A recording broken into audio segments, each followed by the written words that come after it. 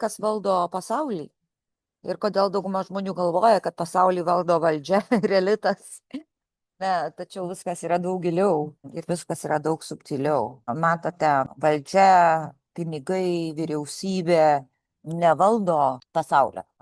Pasaulį valdo mūsų kolektyvinis suvokimas, mūsų supratimas, mūsų tikėjimas, kaip ši realybė dirba, kaip ji veikia. Tai, kaip mes tikim, tai į ką tikim, tai ir realybėje mes sukūrėm. Taigi, taip, ne sistemos pasaulį formuoja mūsų tikėjimas, ne valdžia, tačiau pasaulį formuoja vėl mūsų tikėjimas. Pavyzdžiui, imkim pinigus. Pinigai iš esmės yra tai popierius su rašalu ir skaičiais. Jų vertė egzistuoja tik todėl, kad milijardai žmonių padarė ką? Sutiko, patikėjo tą vertę, priėmė tą vertę. Jokia yra. Tas pats galioja ir su sistemoms, su autoritetais, su statusais ir visom kitom struktūrom. Jos egzistuoja todėl, kad mes su tuo sutinkame ir mūsų sąmonė tose struktūrose dalyvauja.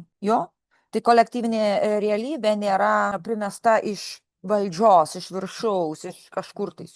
Jie mus vilioja išsigąsti to, patikėti to, pagalvoti taip, nusisukti nuo to.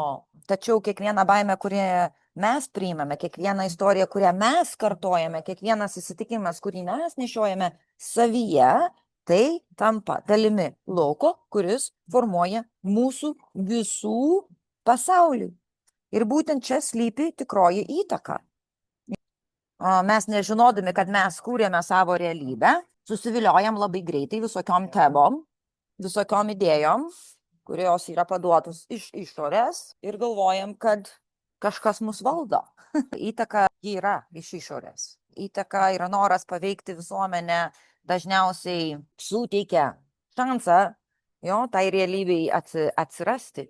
Tačiau vėl, tai nekontroliuoja pačios realybės. Pačia realybė sukurta yra mūsų sutikimo, mūsų pačių buvimo.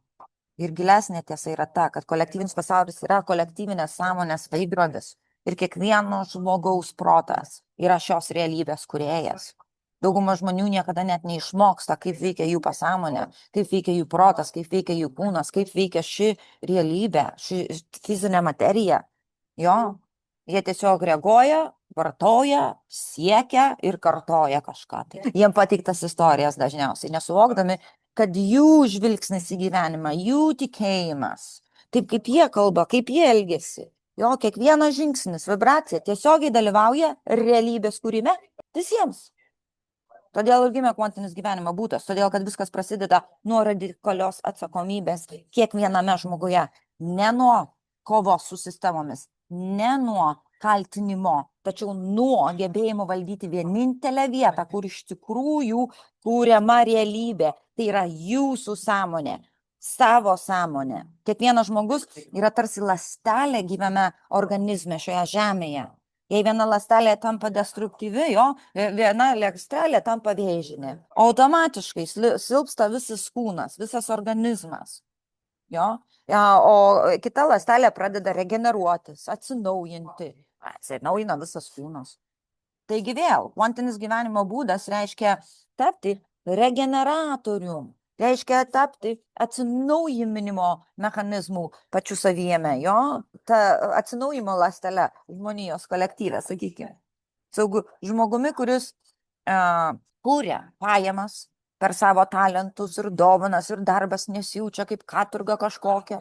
Žmogus, kuris gyvena ir laikosi savo žodžio su savimi ir savo žodžio su kitais ir pasauliu. Žmogus, kuris supranta savo protą, savo pasąmonę, žino, kaip sureguliuoti savo nervų sistemą, žino, kaip nereaguoti. Žmogus, kuris moka palaikyti savo kūno sveikatą ir harmoniją, ir fizinę, ir emocinę, ir protinę. Žmogus, kuris kūrė gyvenimą paremtas sielos kryptimi, o ne vien paviršutinių egoistiškų išgyvenimo programomis.